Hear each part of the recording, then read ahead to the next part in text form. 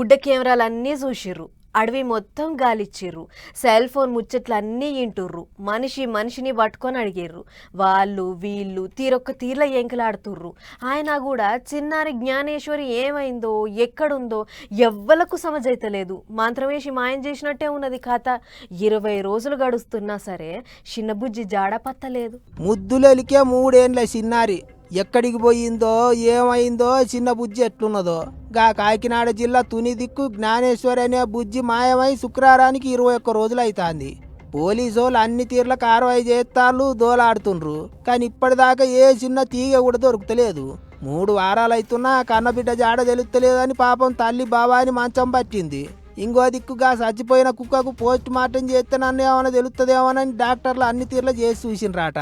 అది తిండి తినకనే జీవి విడిచిందని దాంట్లో అనుమానం ఏం లేదన్నట్టు ముచ్చట్లు వినిపిస్తున్నాయి. ఎటు అంతు సిక్కకుండా తయారైంది ముచ్చట. గా చుట్టుపక్కల సెల్లు టవర్ల ముచ్చట్లు అన్నీ వింటున్నా సరే ఎక్కడేం దొరుకుతలేదట. మరిగా చిన్నారి ఎటు పోయినట్టో ఏమో. గింత టెక్నాలజీ పెరిగిన రోజులల్లా చూత చిన్న బుజ్జి ఆచూకి కనిపెట్టనికే గింతగానం తిప్పలవుతున్నది అనుకుంటారు పబ్లిక్ అంతా. వాసన చూపిస్తే చాలు ఎక్కడేమున్నదో పసిగట్టే కుక్కలు ఉంటాయి.